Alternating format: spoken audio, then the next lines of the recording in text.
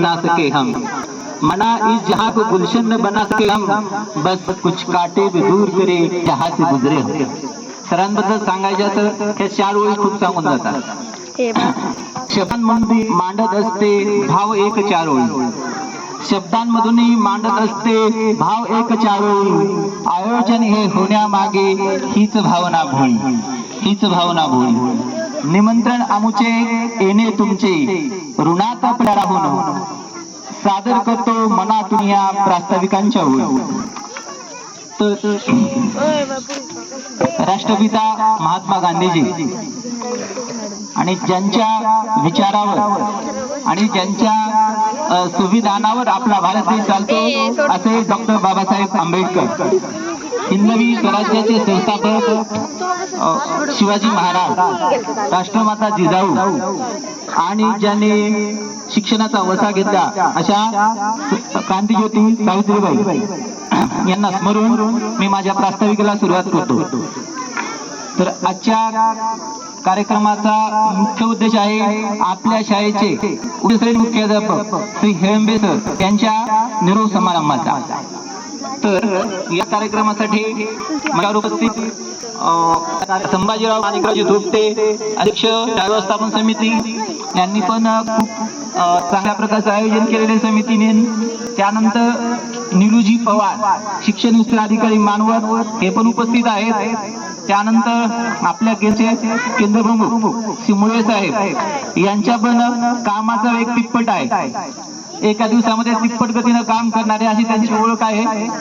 त्यानंतर कार्यक्रमासाठी प्रमुख उपस्थित असलेले माधवराव अप्पा नाणेकर, संचालक कृषी उत्पन्न बाजार समिती मानवत तथा उपसरपंच. आज आपण एका विशेष प्रसंगासाठी एकत्र आलो आहोत. हा सोहळा निरोपाचा नाही तर एका प्रेरणादायी प्रवासाचा गौरव करण्याचा क्षण आहे. आणि आमच्या शाळेचे उच्चतरी मुख्याध्यापक यांनी आपल्या शिस्तबद्ध नेतृत्वाने, अधिक परिश्रमाने आणि दूरदृष्टीने एका शाळेला एका उंचीवर नेलेला आहे. यांचा थोडं तर सरांची सुरुवात जिल्हा परिषद प्राथमिक शाळा मांडेवडगाव येथे 25/7/1991 मध्ये सुरू झालेली आहे आणि तेथून त्यांनी शिक्षणाचा वसा आपल्या हाती घेतलेला आहे. त्यानंतर 10 वर्षानंतर 2001 रोजी सरांची बदली पालम झाली आणि सलग 25 वर्ष सरांनी आपली सेवा पालम तालुक्यामध्ये केलेली आहे.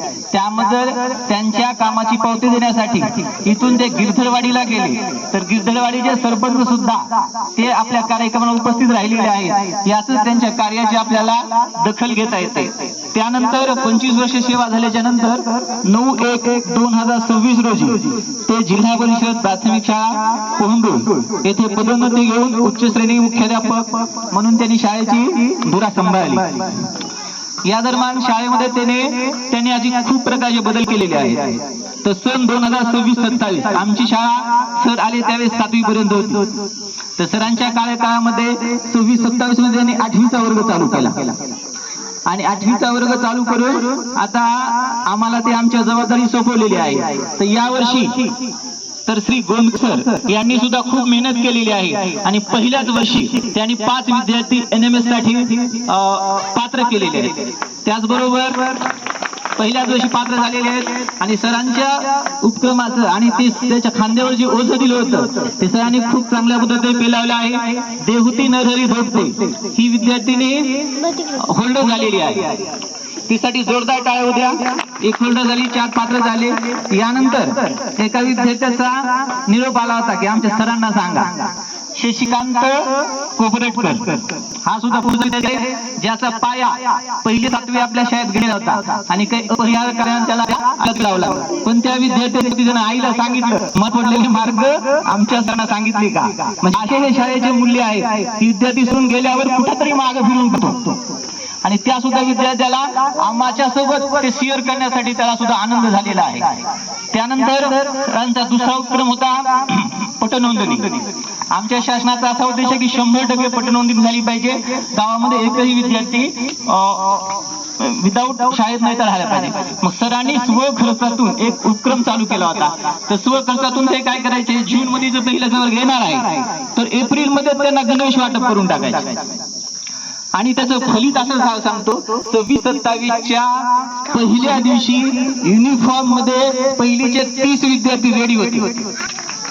याचा सगळ्यात मोठा फायदा आहे, 1.5 महिना ते 1 महिना मुलांना बोलवण्यात जाते, ऍडमिशन मध्ये जाते, तर त्या मुलांचा अभ्यास पहिल्या दिवशीपासून चालू झाला आणि 1.5 महिन्याची त्यांची जी कारकीर्द आहे आयुष्यातले हे पहिले 1.5 वर्ष म्हणजे त्यांचे पूर्ण बाळाक्षरी मुळाक्षर हे पुढले 5-6 महिन्याचे काम करतात. असं उत्कृष्ट कार्य त्यांच्याकडून झालेलं आहे. आणि सलग 2 वर्षी, या वर्षी पण सरांनी लकी ड्रॉ घेतला होता. लकी ड्रॉ मध्ये चिकाचा नंबर आला, त्याला पण त्याने दिलेला आहे. त्यानंतर सरांची विशेष आपल्या शाळेत पवार साहेब वर्ल्ड चॅम्पियन स्पर्धा, तर त्या वर्ल्ड चॅम्पियन मध्ये इंग्रजी स्पर्धा होती पूर्ण. तर इंग्रजीच्या स्पर्धेत देहुती दोडे आणि श्रुती नाणेकर विद्यार्थीचा 15 एकरमध्ये प्रथम क्रमांक आला होता. आणि जिल्हा स्तरावर शागुन आणि फक्त जिल्हा स्तरावर आम्ही गेलो असतो. दुनिया न्यारी देहुती आणि श्रुतीची जोडी भारी, कोंडूच्या देहुती आणि श्रुतीची दुनिया भारी. त्यानंतर सरांचं काम आता शाळा हे फक्त शिक्षण देण्याचं केंद्र नसून एक मूल्य, संस्कार, सामाजिक बांधिलकी देण्याचं कार्य आहे. तर सरांनी ज्या शाळेमध्ये पहिल्यांदा आपल्याला नोकरी मिळाली तर त्या शाळेला सुद्धा न विचारता एक सामाजिक बांधिलकी आणि एक अटॅचमेंट असते. तर तिथून सुद्धा त्यांनी अंगणवाडी आणि प्राथमिक शाळा तिथे 80 मुलांना यावर्षी 1 महिन्याखाली तिथे त्यांनी गणवेश वाटप केलेलं आहे. अंगणवाडी आणि त्या सुद्धा म्हणजे एक सामाजिक बांधिलकी त्यांनी केलेली आहे. त्यानंतर शाळेत ही खूप बदल केले. समोरचं येताना जे नाव शाळेत तिसरांनी ज्या मेहनतीतून केलेले नाव, रंगरंगोटी, कंपाऊंड वॉल आणि सरांचं सगळ्यात महत्वाचे कार्य आहे ते शाळा सुटल्याच्या नंतर गावात जात अभ्यास गटांना भेटी देत आणि प्रत्येकाशी त्यांचा टच राहायचा, ते फुटन प्रत्येक मुलाचं काउन्सिलिंग करतात. मग संध्याकाळी 5 ते 7 हा त्यांचा म्हणजे त्यांचा दिनक्रम होता. शाळा प्रत्येक गावात जाऊन संपर्क करत अभ्यास करत बसत.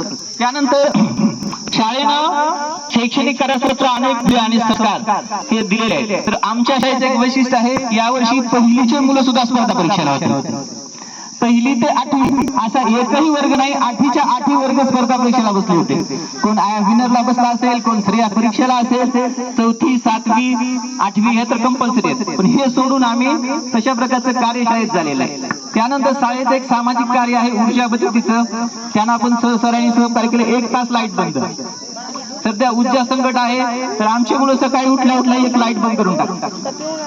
मग 1 तास जर लाईट बंद केली तर किती ऊर्जा बचत होणार आहे.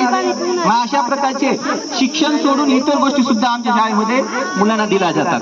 त्यानंतर इथं तुम्हाला दिसत असेल इको क्लब अंतर्गत इथं काही प्लास्टिकच्या प्लास्टिकच्या हे येतात बिस्लेरी. तर मुलांना असं काउन्सिलिंग केलेलं आहे, घरात होणारा प्लास्टिक कचरा, एक कचरा समजा कितीतरी हजारो वर्ष एक कॅरी बॅग जिरत नाही, तर मुलांना असं काउन्सिलिंग केलेलं आहे, घरात निघालेले कॅरी बॅग बिस्लेरी मध्ये भरा आणि कचरा कुठे टाका. मग ती बिस्लेरी भरली बाहेर निघणार नाही, पाण्यामध्ये जाणार नाही, प्रदूषण होणार नाही. त्याचं एक मूल्य आपल्याला इथं दिलेलं आहे. प्लास्टिकचा व्यवस्थापन, शोषखड्डा आहे, मुलांना संस्कार शोषखड्डा वगैरे करा. त्याच्यानंतर पुन्हा एक गुलाम आहे, अर्धा ग्लास पाणी बचत करा. म्हणजे असं सांगण्यापेक्षा उत्तम करा, पाहुणे आले 2दा पाणी द्यायचं, अर्धा ग्लास. एकदा ग्लास दिला की अर्ध दिलं ना. समजा भारतातल्या लोकांनी अर्धा ग्लास पाणी वाचवलं तर किती पाणी वाचलं. मग असे मूल्य आणि असे संस्कार हे आम्ही आमच्या शाळेतून देत असतो. आणि याच्या मागं असे आमचे मुख्याध्यापक हे नेहमीच अग्रेसर असतात. महात्मा गांधीजी नेहमी शिक्षण म्हणजे केवळ ज्ञानाची भर नाही, शिक्षण म्हणजे केवळ ज्ञानाची भर नाही तर व्यक्तिमत्वाचा विकास आहे. म्हणजे नुसतं शिक्षण द्यायचं नाही, तर हे समोर बसलेले विद्यार्थी त्यांचं व्यक्तिमत्व चांगलं झालं पाहिजे, तो समाज चांगल्या पद्धतीने जगला पाहिजे आणि त्याला समोरच्याला शिष्टाचार त्याला आला पाहिजे. आणि रवींद्रनाथ टागोरांना वाटायचं शिक्षण म्हणजे मनुष्याला स्वतःला जगण्याची कला मिळणे. म्हणजे हे असे अनेक तत्व सरांच्या आमच्या याच्यामध्ये दिसतात आम्हाला.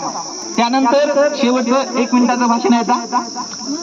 शिक्षक कसा असा आणि APJ अब्दुल कलाम म्हणायचे, शिक्षक हा समाजाचा शिल्पकार आहे. शिक्षक हा समाजाचा शिल्पकार आहे. आणि त्याच्या पुढलं त्यांचं वाक्य होतं, तर थोर आणि त्याच्या शिक्षकामुळे शाळेचा विकास घडत असतो. आणि यांच्या माग एका मुख्याध्यापकाची भूमिका खूप प्रभावी आहे. तर असं थोर आणि तळमळीचे शिक्षक तयार करण्यासाठी किंवा त्या प्रोत्साहन देण्याचं कार्य सुद्धा सरांनी केलेलं आहे आणि मुलांमध्ये आत्मविश्वास निर्माण करून शाळेला एक आदर्श स्थान करून एका उंचीवर शाळेला त्यांनी नेऊन पोहोचवलेला आहे. निरोप हा शब्द जरी कठीण वाटतो तरी तो नव्या प्रवासाची सुरुवात असतो. निरोप हा शब्द जरी कठीण वाटतो तरी तो नव्या प्रवासाची सुरुवात असतो. त्यांना पुढील जीवनासाठी आम्ही मनपूर्वक शुभेच्छा देतो आणि माझ्या प्रास्ताविकला पूर्ण विराम देतो. जय हिंद, जय हिंद.